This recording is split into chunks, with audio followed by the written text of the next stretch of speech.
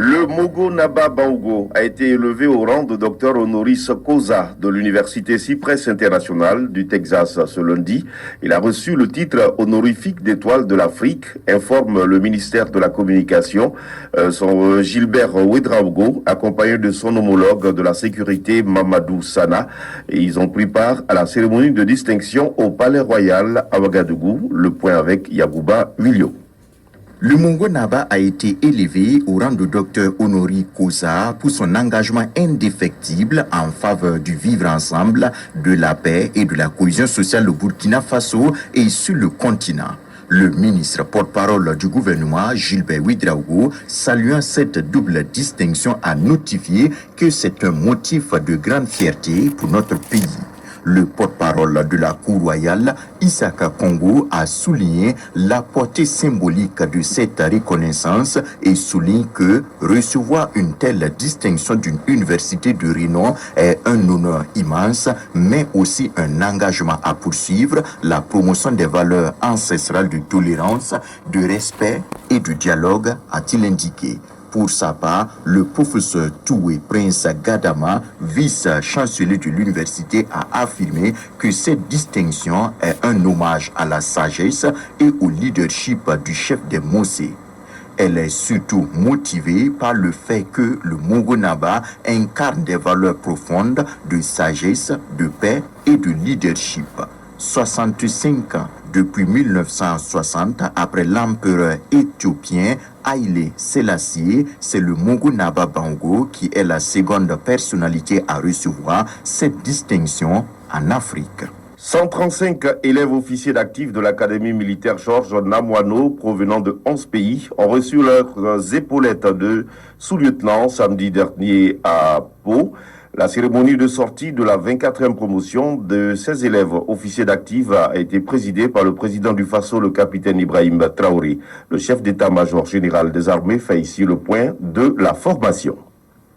Au terme d'un parcours exigeant, mêlant rigueur intellectuelle, endurance physique et engagement total, nos officiers stagiaires ont brillamment achevé leur formation. Ainsi, les 135 élèves officiers d'actifs se sont distingués par des performances satisfaisantes, avec des moyennes allant de 10 301 pour la plus basse à 15 474 pour la plus élevée, et une moyenne générale de promotion de 13 395. Ces résultats témoignent de leur détermination et de leur mérite, les hissant au rang de sous-lieutenant dignes de porter fièrement les épaulettes qui leur seront conférées. Malgré les défis inhérents au déficit de ressources humaines et infrastructurelles, les objectifs assignés ont été atteints grâce à l'engagement sans faille du commandement, des instructeurs et de l'ensemble des personnels.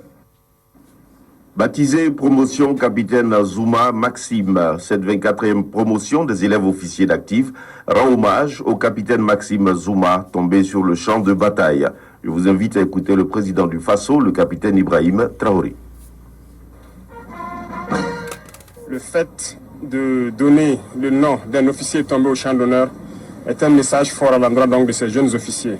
Parce que ce n'est pas une cérémonie, c'est le début d'une mission ce soir. Une mission que la nation leur a confiée en les faisant officiers. Leur mission désormais, c'est de combattre pour libérer notre pays et venger tous ces officiers qui sont leurs anciens, qui ont perdu leur vie, qui ont mené le combat jusqu'au sacrifice suprême sur le champ de bataille.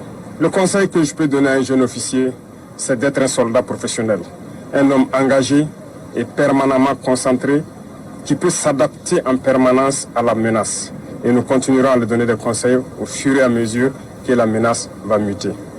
Francky FP Koundé de la Révélation 2025 a reçu un chèque d'1 million de francs CFA de la part de Nestlé Burkina à travers sa marque Nescafé. Ce soutien de la marque Nescafé s'inscrit dans le cadre des engagements du groupe Nestlé envers la jeunesse mondiale. Le point avec Ibrahim Niaouni.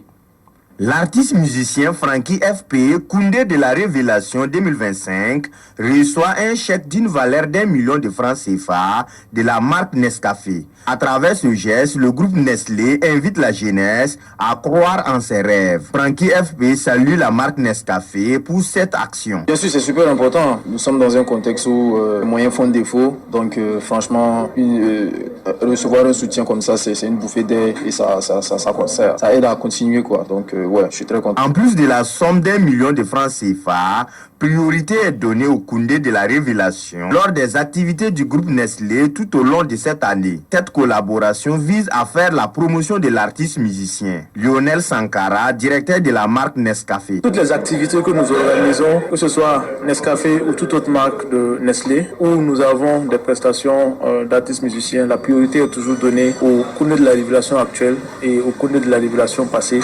Et cela aussi dans le but de leur offrir une exposition, de leur permettre d'acquérir de nouveaux fans, mais également d'avoir un soutien financier à travers les cachets qui seront payés dans le cadre de ces activités-là. Présent à cette remise, le commissaire général des Koundé, Diaprès, salue l'accompagnement et la fidélité de la marque Nescafé au Koundé. Il affirme que la marque Nescafé a contribué à mettre en lumière des jeunes artistes. La Révélation, moi, ça ne m'étonne pas parce que Nescafé, à travers l'ANA, comme j'ai dit il y a quelques années, c'était un concours itinérant organisé par la marque Nescafé pour révéler les talents, pour faire sortir les artistes qui étaient dans l'ombre et mettre à la lumière. La preuve que Floby en est un exemple vivant.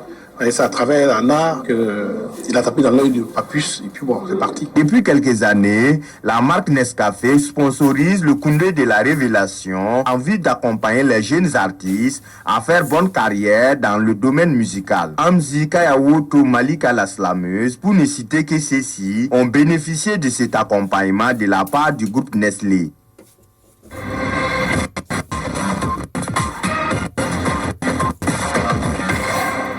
Hors de chez nous, de nombreux pays, dont le Burkina Faso, pourraient voir leurs conditions d'accès aux États-Unis restreintes selon le gouvernement américain.